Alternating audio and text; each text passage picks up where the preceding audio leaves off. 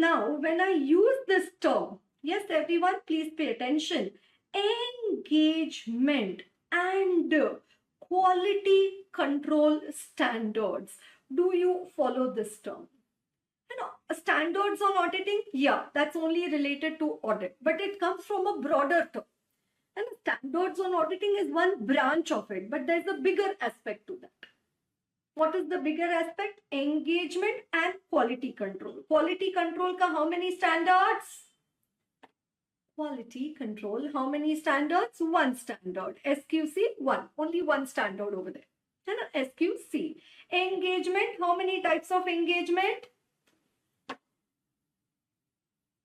4 types of engagement. What are the 4 types of engagement? Audit, review, assurance, any other assurance engagement other than audit and review. And then you're not doing an assurance engagement, but you're providing the related services. And then accordingly, you have the SA, SRE, SAE, and the SRS. Right? So 38, 2, 3, 2, and 1. You understand that? Okay. Right. Now, these standards on auditing have been issued by ICAI under the 100 to 999 series. 100 to 999 series. I'll come to that.